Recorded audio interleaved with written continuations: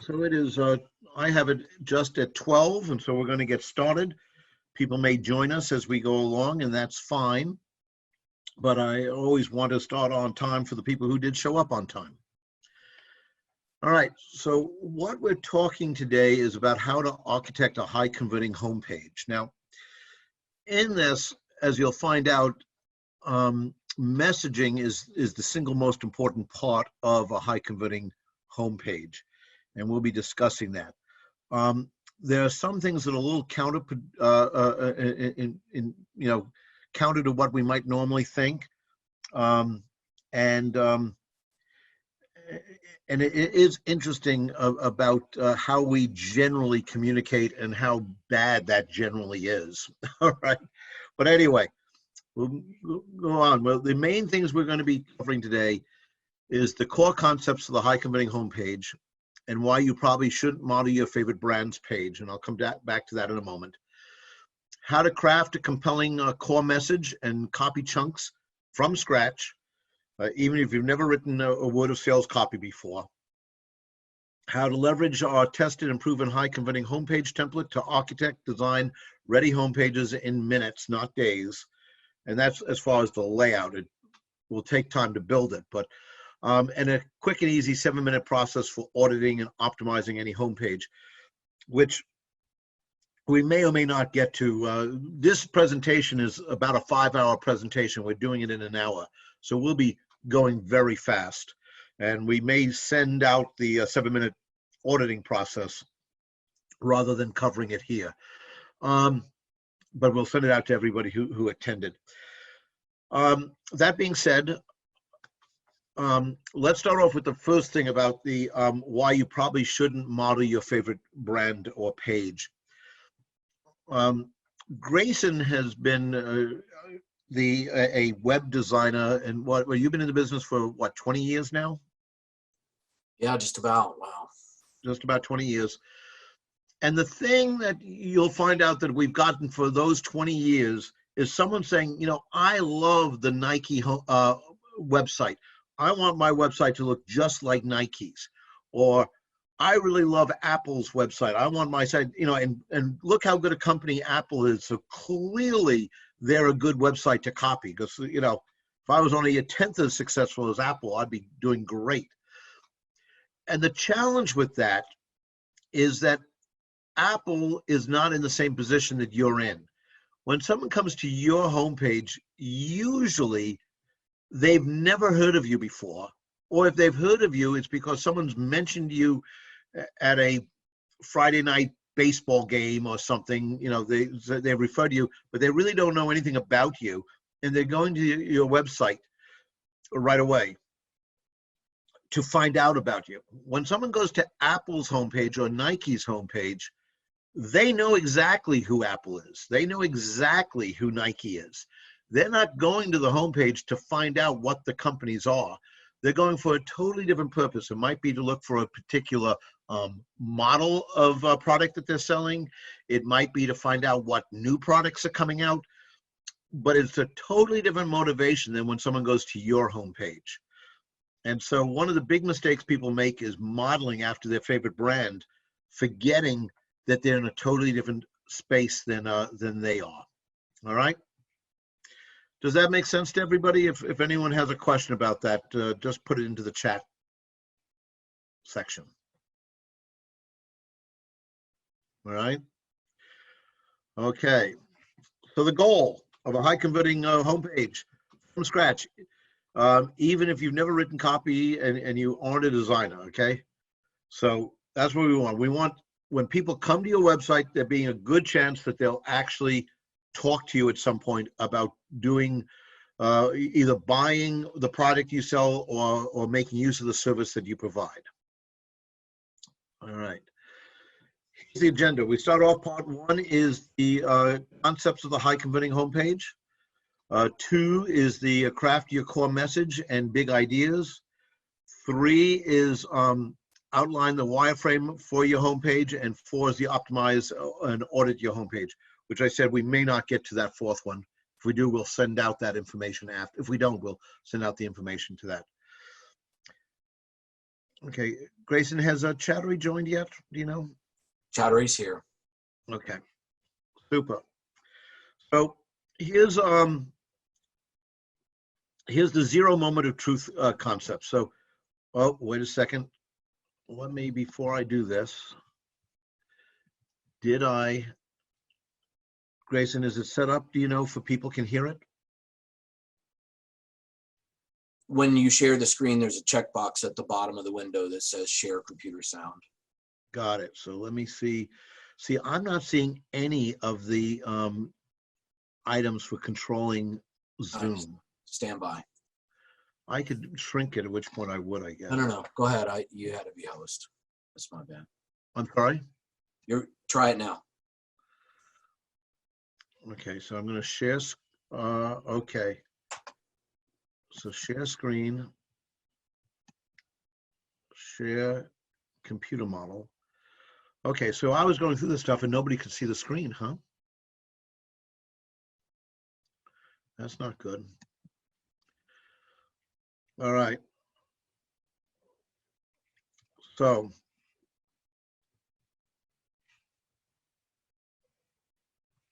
You're good to go. all right. All right, so here's a video about the zero moment of truth. Marketers have been using a three-step mental model of marketing for a long time. Stimulus, like developing a TV ad. Shelf, focusing on point of sale, which has historically been called the first moment of truth. And experience, people take the product home and experience it. They could have a good experience or a bad experience, and they share it. This is the second moment of truth. If marketers spend time on these three steps, they should succeed, right? We investigated this theory. We conducted a comprehensive study with research partner Shopper Sciences using 5,000 shoppers across 12 categories, from groceries to cars and financial products. The goal, show where influence takes place as shoppers move from undecided to decided. We found that the average shopper used 10.4 sources of information, up from 5.3 sources in 2010. We asked shoppers what sources they used to make decisions, when they used it, and how influential is each source. When we lined up their responses, a fourth step appeared in the marketing mental model, the zero moment of truth. This is when consumers do their research, get smart about alternatives, read reviews, look for coupons and comparison shop, all before going to the shelf. When we compare the steps, the zero moment of truth pops up as highly relevant and influential. Consumers have changed the way they have approached decision-making. As a marketer, have you kept up, or are you still using the old mental model? There's a new mental model now, and marketers that can now keep all these steps spinning gain a very competitive advantage in today's marketplace.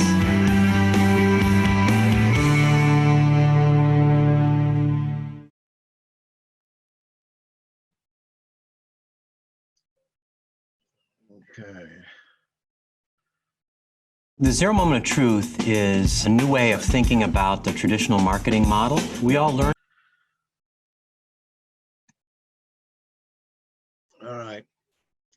So first of all, if you could hear that video, we just want to make sure things are working. If you could hear that video, if you could just put yes in the chat to make sure that everybody heard it.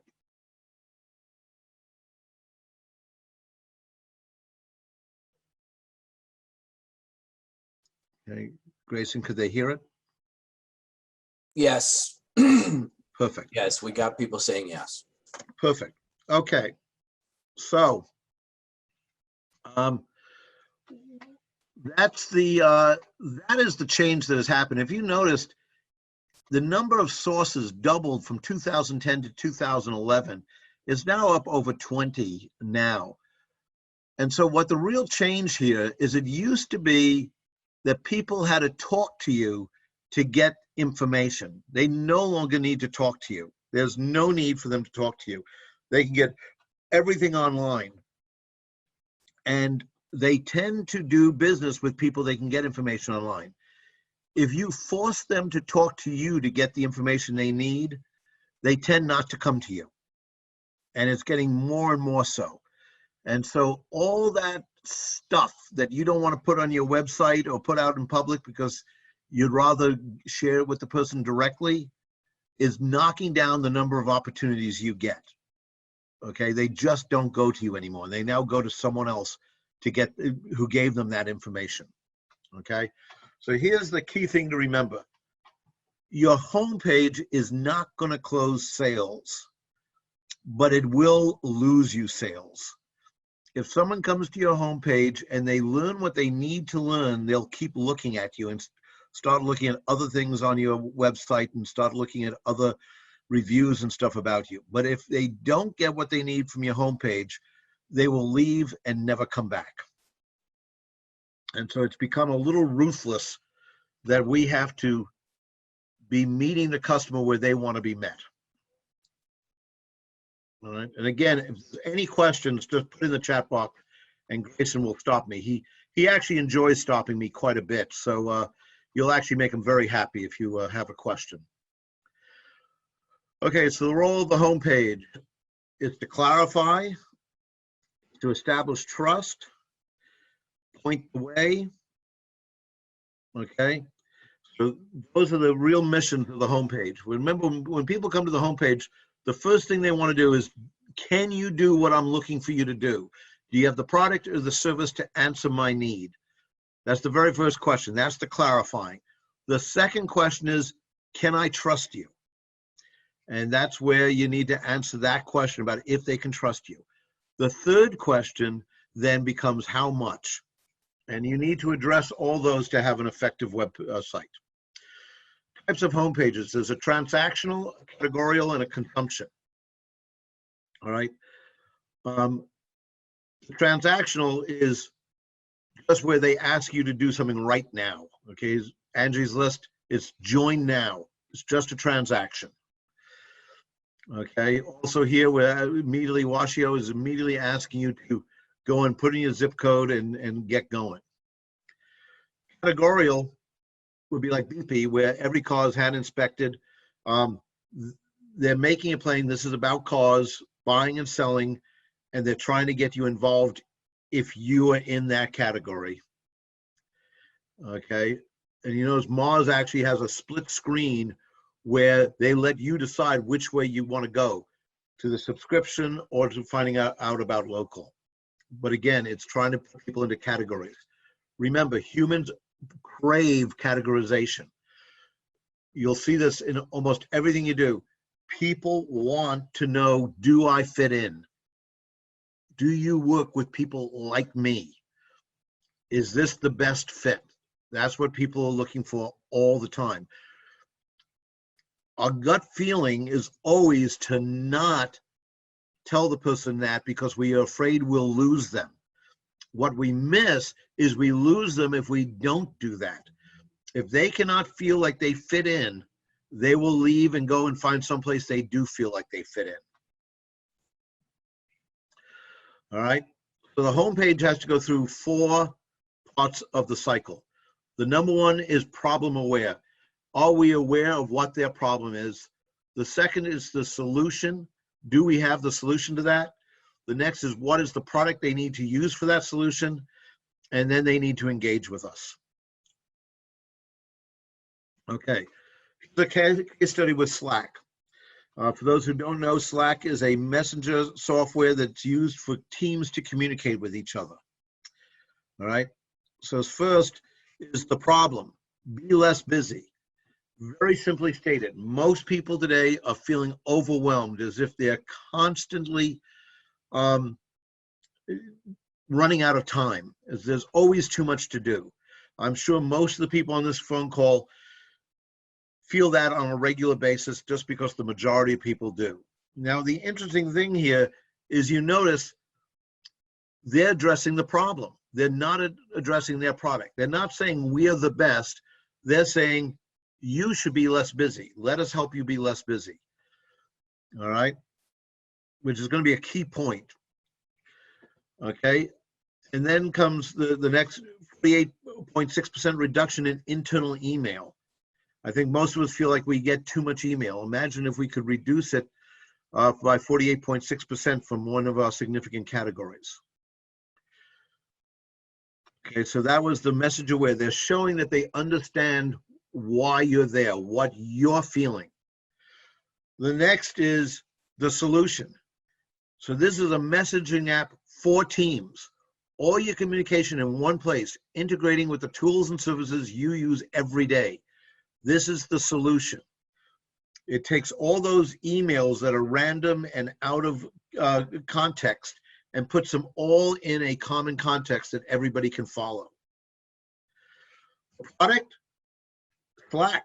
Slack's a product. Now you notice we're on the third item on the homepage now before we actually see what the product is that they're switching or what they're promoting. So yeah, we tried Slack. Okay, that's the product.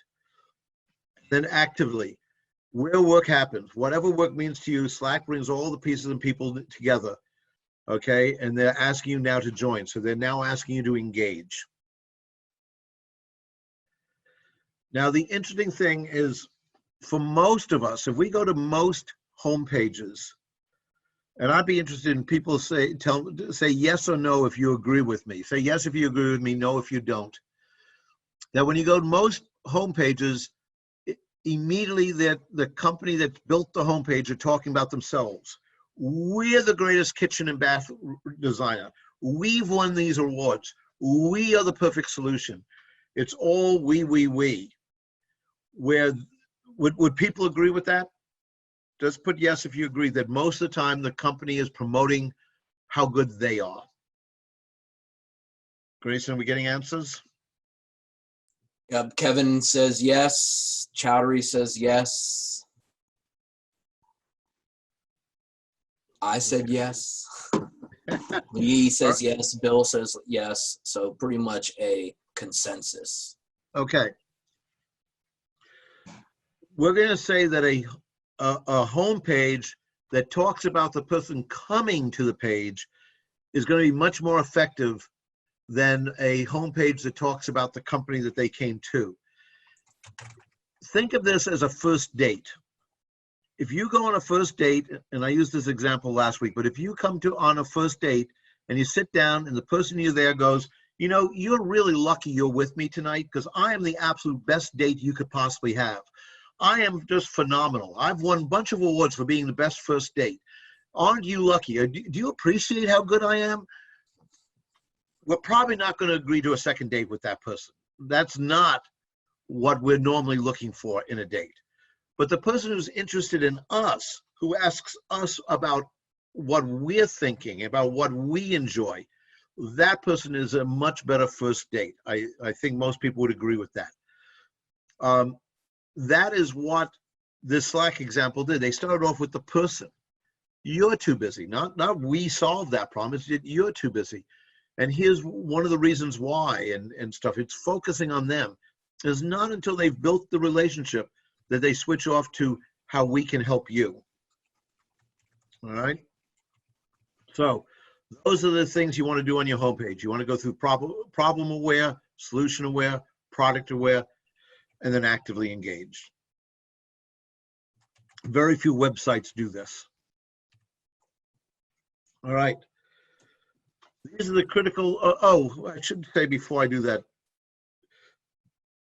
are there any questions about that? Because that's really the critical point of this whole thing is that we have to be able to show empathy. We have to show that we understand what their problem is. We have to show that we care about the solution. And then we actually have a product or service that will put that solution into effect. And then we need to engage them. Does anyone have any questions about that?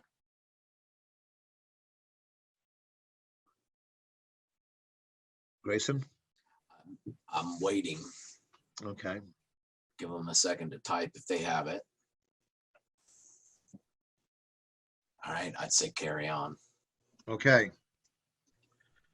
So here are the 7 major areas of the website. We have to have a top menu. That's where the logo, basic navigation, primary call to actions go.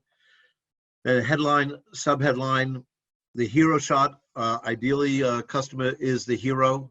So in other words, the hero shot is not you or your company, not even the product or service you supply. The hero shot, and the hero shot, for those who don't know what that's that first big photograph you usually see when you go to a website. Okay, so you really want it to be the customer. Then you want to have the primary call to action. Then you want a description of how it works. You want who it's for. Again, this is for the person who can categorize themselves and go, oh, good, they're for me. There I am right there. And we'll show you examples of this. Then a trust bar, that's customer logos, testimonials, customer stories, things that make them believe that you are a viable company to deal with, that you're credible. And then the footer, which is the extended navigation, company information, legal notes, miscellaneous. Okay, so here's just a quick sample of this. This is a co-schedule. The first thing is right up in this area. If you can see it, it's where they have their name, the navigation things, and the like, okay? Second one is the headline. It's time to fire makeshift marketing, all right? I think we've all experienced makeshift marketing. This is their attempt to show that they understand the problem. The problem is that your marketing is always being done by tactic. You're coming up with an idea, oh, let me try this, oh, let me try that. It is not put together in an overall plan. All right, so that's the first and second. The third is the hero shot. And again, any questions, type it right in. We'd rather deal with the questions while we're talking about the subject. So here's the hero shot. You notice it's not their product, it's your desk, it's your workspace. Okay, so the hero shot is looking at you working away, or looking at your workspace for working away. Do you mind if I make a comment? Sure. In the hero shot, I just think it's important to say that this is you showing the customer after they've consumed or purchased your product. You want to see that after state, meaning the before state's when they have a problem, the after state's when you've solved the problem for them. So you'd show a guy, if you're a landscaper, you'd show a guy relaxing in his nice backyard versus showing dead grass and stuff. Right. Agreed. Okay. All right. Then we get to the 5, which is how it works. And this is an actual description of makeshift marketing and co-schedule, showing you the actual steps of what it looks like. Okay, then we have a continuation of that. It's mission control for your marketing roadmap. Okay, now we're going to talk about this in a moment, but mission control for your marketing roadmap. You see we're using metaphors there for people know how to categorize it immediately. If they said, this is the plan for your marketing, it's like, okay, that's it. But mission control has an emotional reaction to us. We understand what mission control is. We understand what a roadmap is. And so using metaphors allow us to connect with the prospect faster on an emotional level. Okay. And then we have 5, which is also how much time could you save, where again, they're talking about how it works. Number 7 is the trust bar, and went a little out of order here, but 7 is the trust bar. Over 7,000 marketing teams have fired makeshift marketing. Okay, and with a couple of quotes and stuff. And then you notice on the next one, we got 6. This is for in-house marketing teams. It's for agencies. It's for solopreneurs, and it's for small businesses. Now, basically, and this is an interesting point, basically, they've said we're for all people that are looking to market a business. But they've put it into buckets for I can go, oh, I'm an in-house marketing team, and I can click there to learn more. Because they've put me in a bucket, I feel comfortable. That's exactly who I am. Or if I'm an agency, oh, this is for agents. Oh, this is for me. Oh, fantastic. And I can click and learn why. If you're a small business owner, you go, oh, I'm a small business owner. Let me see what they have to say about that. So it's allowing them to, the person visiting is allowing them to categorize themselves into the conversation. Now, this is not the next thing I say is not the homepage per se, but it shows what's happening here, which is critical. Remember, we really want to have a conversation with these people, and we want to focus on them. Same as that first date. We want to ask them, what do they find interesting? How often do they get to do it? Who do they do it with? We're trying to find out about them. By categorizing, as soon as I click for small business, that's going to lead me to a page that 100% of the conversation is about small business. If I click agencies, 100% of the conversation is going to be about agencies, and so forth. It allows me to have a personal conversation with them about the thing that they are connected to. Much more powerful than me saying, the next step is for in-house marketing teams, agencies, solopreneurs, and small business owners. Instead, it's for small business owners. From that point forward, once that's clicked, we're talking to small business owners. They've self-identified themselves, and we can have a conversation to them specifically. And again, if you have questions, just type it in. Fourth is primary call to answer. Need more convincing? We can help. Okay. And 8 is the footer. So those are the 8 sections of the homepage. I'm going to just stop there for a moment to give people time to type in a question if they have one, and then I will continue. But type fast, because we won't stay long, as we have a lot to cover here. All right. So 7 steps to crafting a high converting homepage. Okay, we just finished 1. Now to the core messaging canvas is explained. So here's the core messaging canvas, and I think, Grayson, when you send out an email after this with the recording, maybe we can include a copy of this. Does that? Will do. Okay, fantastic. Okay, this is where we get to do the before and after state that we were talking before.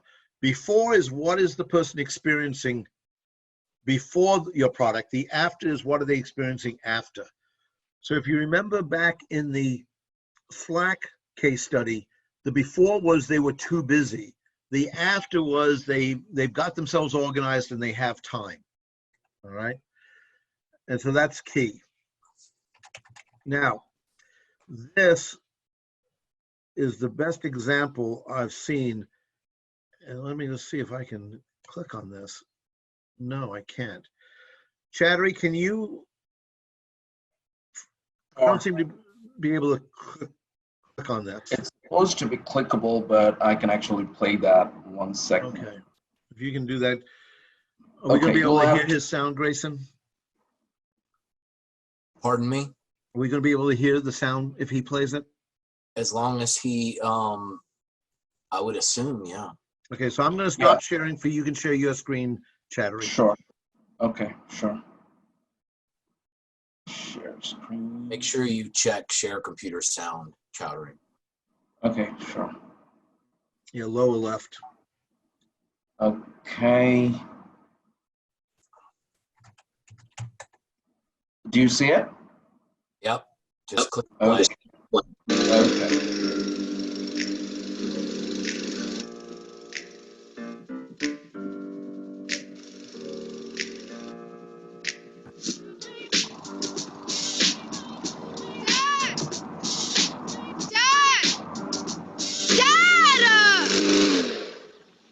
Can you drive me to Jessica's house?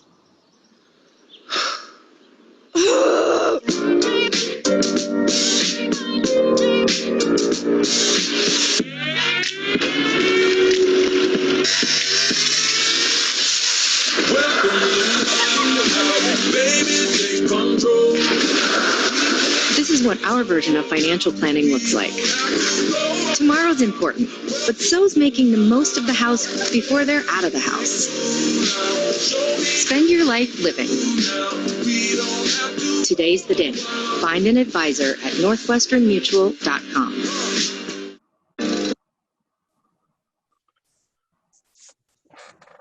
Okay. Chattery, stop sharing your screen. There you go. I'm actually able to overrule him, I think. All right. So reactions to that video. Obviously, it's Northwestern Mutual, a financial planning firm. And you notice they hardly talk about financial planning at all. Would people agree with that? Just type in yes if you'd agree. They hardly talk about what they do at all.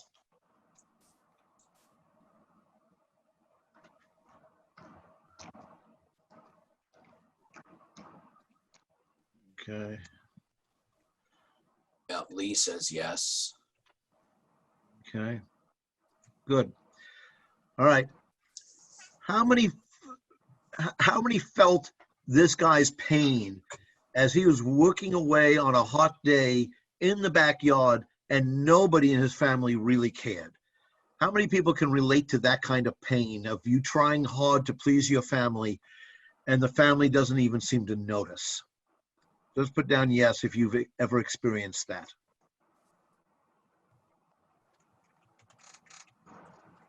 Right? Nobody else has experienced that? Bill Ripple and Bill Kevin has, both okay. have experienced it. Right. Okay. I have too. You Especially have, the part where the daughter goes, ah. Right.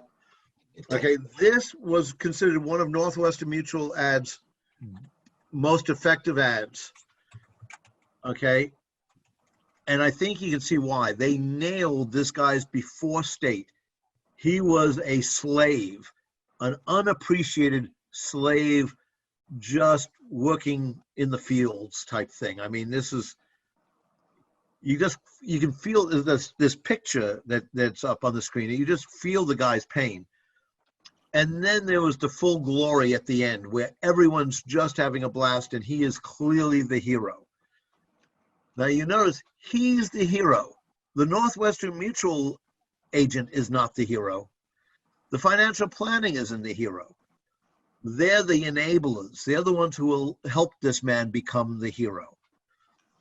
If you can capture this, you're going to have as many clients as you want. Okay, this is the key to success, is being able to have people come to you and understand you get their pain, you want them to be the hero, and you can help them do that. If people feel that, price is no longer an issue, the inconvenience is no longer an issue, this guy would have done whatever he could do to have that end result. All right. Okay, brainstorming, jobs to be done. Okay, another quick example. This is your potential client over here. Kind of a little small guy, can be taken out quite easily. Then we add your product to this guy and we end up with this awesome person over here. We've made him an hero. The key here, this is really key here. You notice we are not the hero.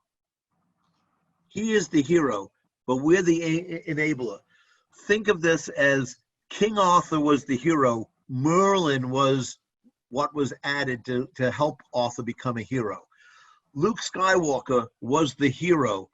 Yoda was the product added that helped Luke Skywalker become the hero. Virtually every hero has the mentor, the person who helps them reach their potential. If you can position yourself as that person, people will not be able to resist doing business with you. Again, any questions, just type it in. Okay. Here, the customer has a job to do and they will hire the best product or service to get it done. Okay, that's from the Innovator's Dilemma. Clayton Christensen as reported in Harvard Business Review. This is the key item here. They have a job to do, not you. They have a job to do. And they're going to hire the best product or service to get that done. All right. So you have to position yourself as an aid to them. This is a good way to help visualize it. It's the when situation. I want motivation so I can expected outcome. Okay. That's the before state to the after state with the motivation put in the middle. What does that look like? When I take a picture on my phone, I want to put them in a prominent place so I can share them with all my friends. Okay, that's Instagram's message. Okay, without that message, Instagram is nothing. We wouldn't have even heard of Instagram, except they help people share with their friends.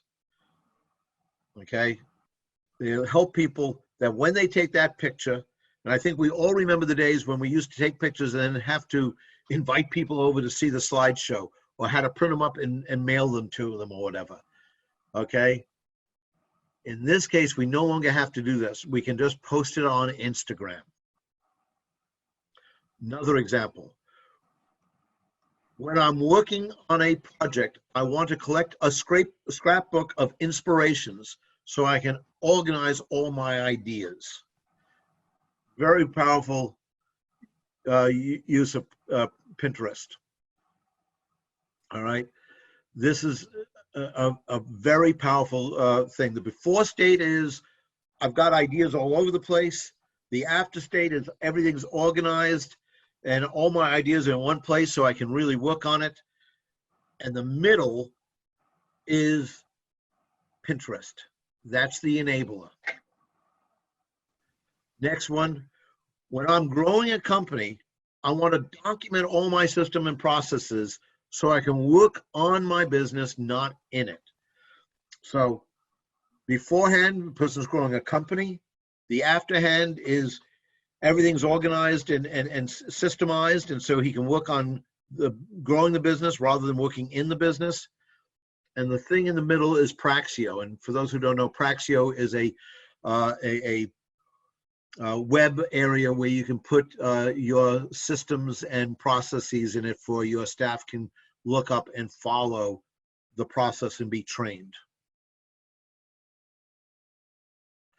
So what would this be for you? This is what you need to put on your website. The when, the before state, the I want to, which is the process, the in-between, to a so I can, which is the after state. All right, so we're back to the core messaging and going across, okay? Jobs to be done. Documenting before and after. This is the before. Does anyone out there see the resemblance between the gentleman on the left and the guy cutting the lawn in the backyard? I know I do. Grayson, do you see the resemblance between that guy? Yep, I do. Right? Look at the guy on the right. I think that's a pretty good resemblance to the guy who now has his pool. Right? So that's the before and after.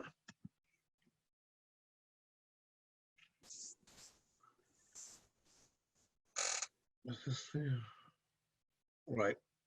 Okay, it's time to fire makeshift marketing again. This is the before, and everything is after. 3 o'clock meetings, send emails, everything's organized, everything's moving forward. Before and after. Okay. Heading, think of this as going to Google and asking for directions from your house to a local restaurant.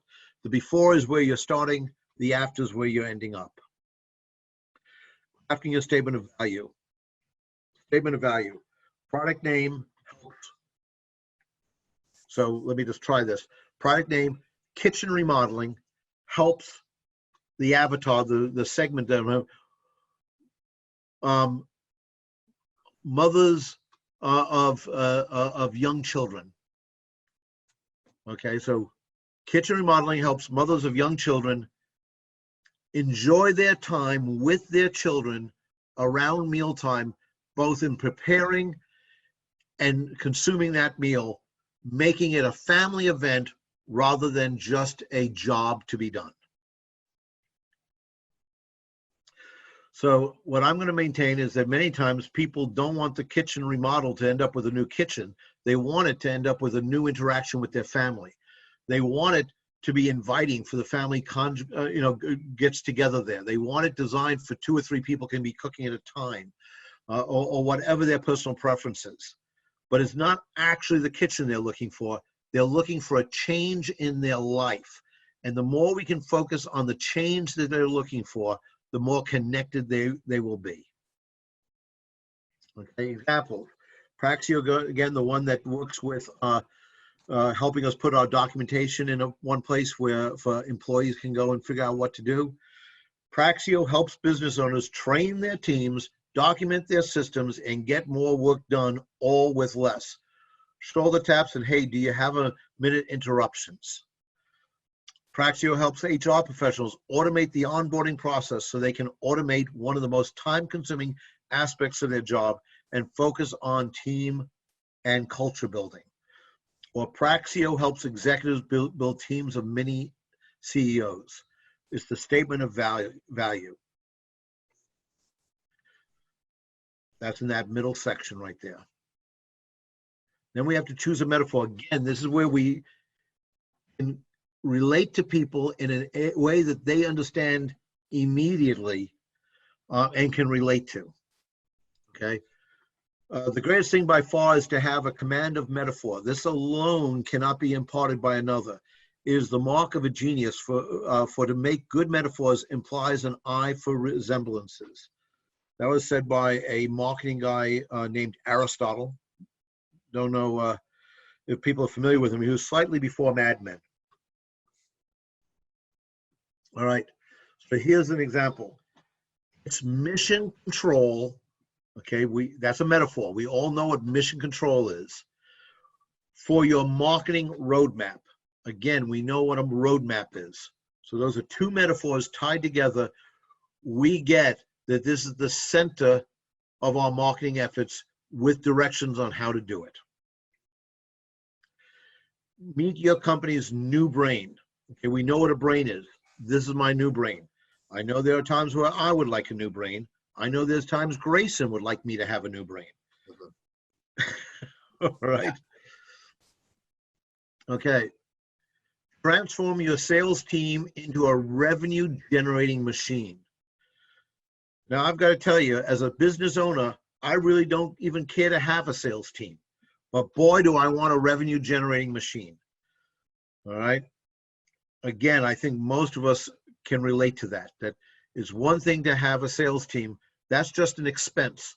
But a revenue generating machine, I can get into that. Okay.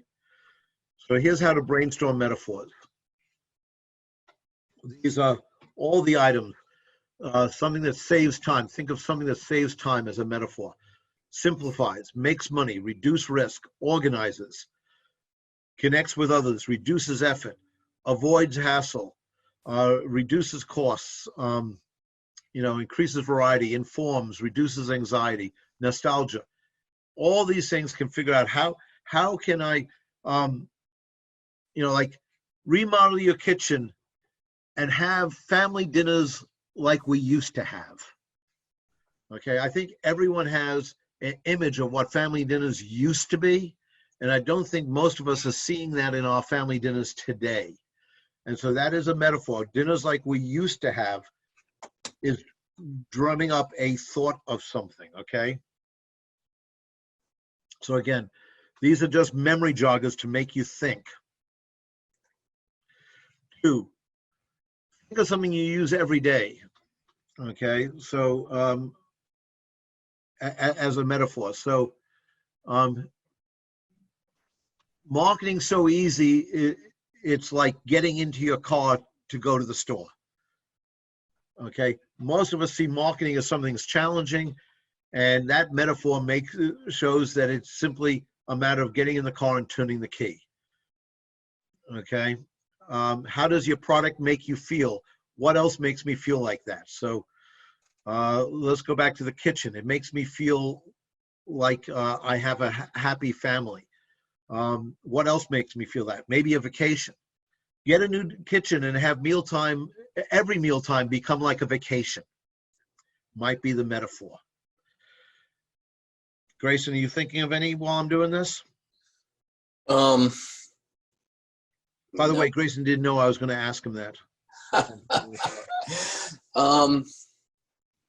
No, put me on the spot. Okay. What, in a little sense, what does the product do? What else does something like that? So in other words, like the kitchen. I got one. The Okay. kitchen, having a new kitchen enables you to make lasting memories, right? Or the kitchen is the soul of the home. Get acquainted with yours, maybe something like Oh that. yeah, okay, that's good. But again, I don't want to spend too much time on this because we only have about 13 more minutes. Just put yes if you're getting the concept, not if you necessarily can do it at this point because it's too quickly, but just put yes in the chat if this is making sense. If you see how this would, how if you could come up with the right metaphor, it would move people to do business with you. Kevin said yes. Bill Ripple said yes. Great. Okay. Super. All right. Metaphor 4. Okay, research-related metaphors, analogies, and things. Metaphor 4. For again kitchen design, but it could be roofing or whatever. Simile 4, analogy 4, things that Google image search concept. Okay, these again are just little tools to use to make you think more creatively.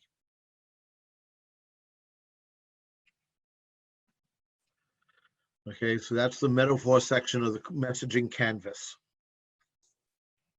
Getting the customer quotes and comments. This is the next set.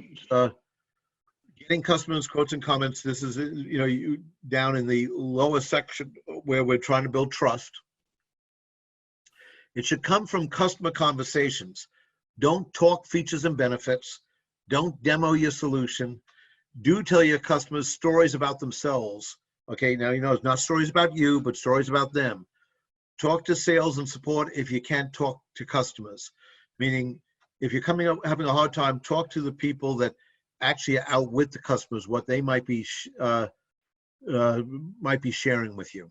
Okay, and at the bottom, trade shows are the ultimate hack. This is an opportunity. When you go to a trade show, it's an opportunity to talk to hundreds of people about your product or service. You might be able to come up with good enough ideas at that if you sold nothing at the trade show, but left with a great understanding of how to communicate with your customers, the trade show would more than pay for itself. All right. So I want to talk a little bit here about a thing that we include in all of our websites when possible. And that is a video of our client being the business that's looking for more clients, and one of their clients. And Grayson, maybe you can send out a link when you send the email to maybe Leo's and Doug's samples of this. The thing about these videos is they're not to show, the two people I just mentioned happen to be kitchen remodelers. Both of them have been getting tremendous leads in the last couple of weeks. In fact, I think Leo sold, $150,000 worth of kitchens in the last 8-9 days. And I know Doug has had a couple of great conversations with clients because of those videos. The videos, as I said, are not showing the product. The product's in it, but that's not what it's designed to show. Is to show the relationship with the client and what the client experienced and what the client is feeling after having hired those two gentlemen to come in and redo their kitchen. I quite often will have a kitchen and bath redesigner say, oh, I actually think a still picture shows the kitchen better. But remember, nobody cares about the kitchen you put in for someone else's home. What they care about is their home. And you can't give them that picture because you haven't even talked to them yet. But you can show them the before and after effect that they'll have. What they were feeling before they hired you and what they're going to feel after they've hired you. Okay, and that's what videos do so well. It shows that chemistry that created the before and after states. Grace, anything you want to add to that? I know you're passionate about that. No, I mean, you got it. Go ahead. Okay. Keep going. All right. 9 Here- minutes, by the way. I'm sorry. 9 minutes. Yep. So here are the 30 customer conversations. First, 10 will feel random, okay? Next, 10 will confirm triggering events, use case patterns and distinctions between avatars, and the final will enable you to craft blended quotes that connect with the broadest audiences. So this is kind of a step. We start off kind of collecting all the conversations, all those things stated. We kind of filter them into patterns and what avatars they work with, and then we end up with a final statement. Okay, Chattery, are you there? Chattery? Yes, I'm here. Okay, I'm gonna give up sharing for you can share. Sure. By the way, that's Central Park in the background for everybody. Okay. Yeah, that must have been done during the COVID-19, Chattery, because there's nobody there. It was, I think it was during Christmas. Okay, I'm just gonna enable the sound. Okay. I'm Jake from GV, and this is a super fast intro to our sprint process. The big idea with a sprint is to build and test a prototype in just 5 days. It's kind of like fast forwarding into the future so you can see how customers react before you go to all the time and expense of building a real product. Every sprint starts with a big challenge, a team of about 7 people, and a clear calendar. On Monday, you'll create a map of the problem and choose one specific target. On Tuesday, you'll create solutions to your problem. But instead of a shout-out-loud group brainstorm, you'll work alone to sketch detailed, competing solutions. On Wednesday, you'll pick the best solutions. Instead of endless debate, you'll use a structured decision-making process. On Thursday, you'll build 1, 2, or even 3 realistic prototypes. These prototypes are just a facade of a finished product. You can use tools like Keynote, Marvel, and InVision to create fake apps and websites, or to quickly prototype hardware, you can use a 3D printer or modify an existing product, or just prototype the marketing materials. Finally, on Friday, you'll test your prototypes in 5 one-on-one customer interviews. You'll find obvious patterns. Some solutions will work, but some won't. Either way, you'll have clarity about what to do next, and a great start on that big challenge. To learn more, check out our book, Sprint. It's got detailed hour-by-hour instructions, and it's packed with stories about startups like Slack and Medium and Flatiron Health. Good luck with your sprint, and thanks for watching. Hi, I'm Jake from GV, and you'll build 1, 2, or even 3. All right. So I wanted to share that because it showed a very good process for brainstorming about your messaging, about how you kind of gather on that first day and get everything down on paper, and then you come up with individual ways to solve the messaging problem, to then getting back together with a group of people and improving the 2 or 3 best ideas. And once you've done that, then actually making the finished message. And then on the 5th day, in this case on Friday, going out and actually sharing that message with actual prospects who can give you feedback to if they're feeling as if you're connecting with them or not. Does that make sense to people? Again, just put down yes if that makes sense. If you have a question, put the question.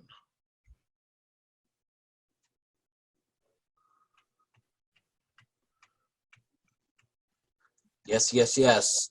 Okay, super. So my favorite question, what would you say if you were asked to justify this purchase to a boss or colleague?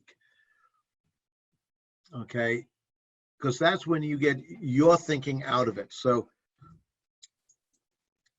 in other words, you want to make sure that you help your prospect answer the question they'd need to answer if they needed to justify why they chose you to remodel their kitchen, to do their marketing with you, to join the association, whatever it is.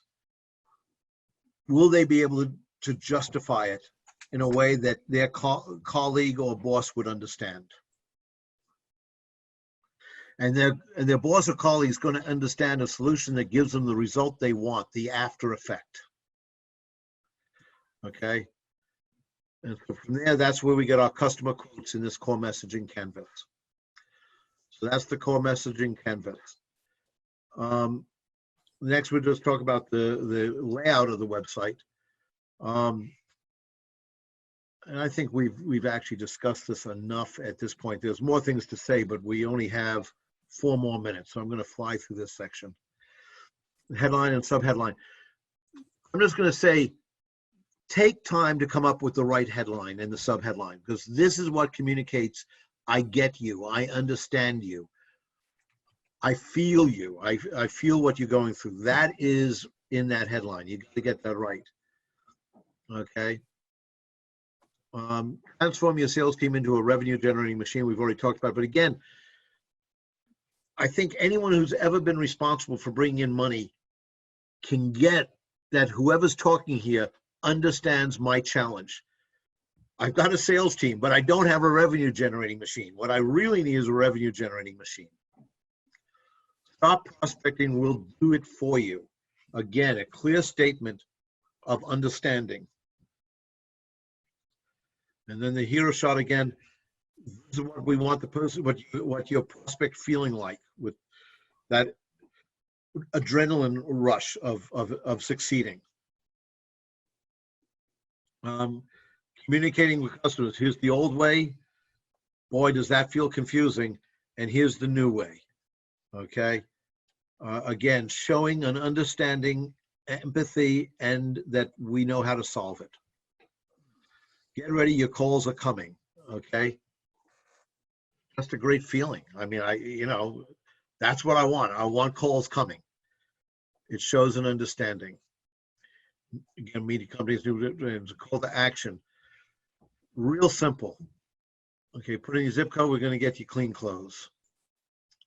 Belong anywhere. This is Airbnb. You rent unique places to stay from local hosts in 190 countries. Belong anywhere. We all want to belong.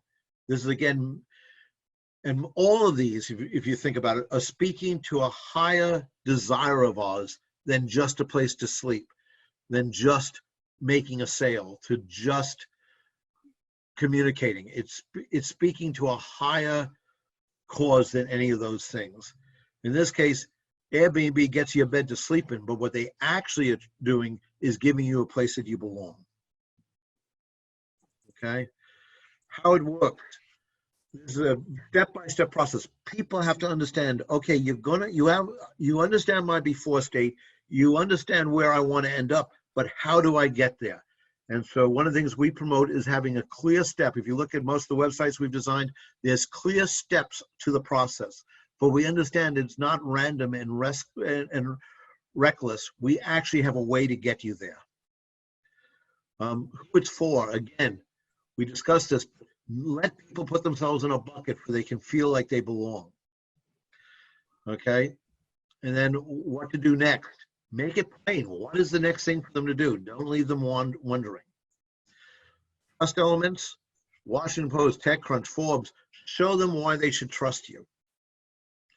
And then the footer, which has the copyright statement, physical address, contact terms of policy, expanded, look credible. All these things are things that make you look credible. And then you're choosing a design. Now you notice in this whole discussion, we have not discussed design, and here's why. Copy trumps design every time. Copy is what moves somebody. Copy is what shows your empathy. Okay, the design, which way you structure it, helps in keeping it organized and the like, and helps sets the mood. But great copy with poor design will sell. Poor copy with great design will not sell.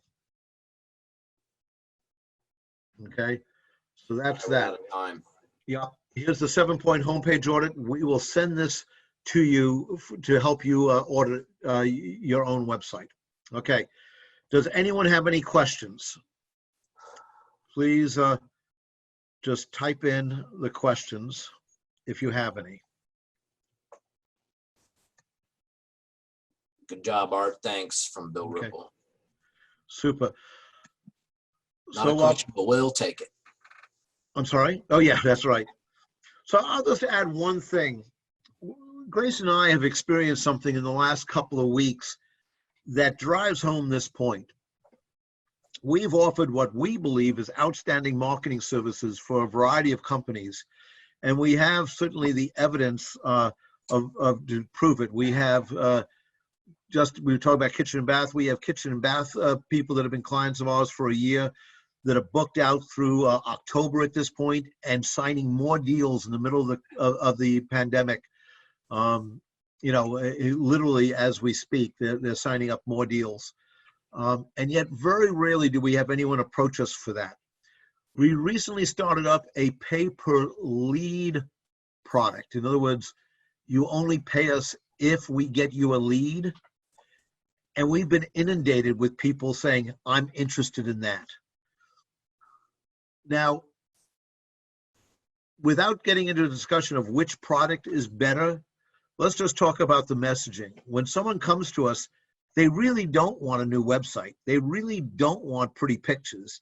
They really don't want social media. They really don't want it. What they want are prospects. And the pay per lead speaks directly to what they're looking for. The other services we gave got them that. It got them the leads, but we told them we'd get you the leads by giving you a high converting website. We'll get you the leads by running good social media. We were talking about the stuff that they really didn't care about. They didn't care about the website. They didn't care about that. They cared about the leads. And just by the nature of the product, when we talk about pay per lead, we're talking about what they actually want. And it is incredible how much more motivating it is for people. And it makes me think we should have been talking about that more in our other side of the business, which is the actual marketing for companies, which is designed to get them leads, but we quite often talk about the tools we use to get them that rather than the end result. Grayson, what do you think about that? I agree. Yeah. All right. Because So it's a longer term play on the marketing. That's right. Digital marketing. But I'm really just talking about the messaging and what people emotionally react to. Gotcha. Rather than which is the right choice. That's a longer conversation about which one's the right choice for somebody, but their emotional connection to the second message is what really seemed pretty powerful. All right. Well, we always like a quick feedback. If you give us a scale of 1 to 5, how helpful this webinar was for you, we can try to make it better next time. Just in the chat, just put 1, 2, 3, 4, 5, depending on what level you think this helped you understand what you need to be doing. Thank you.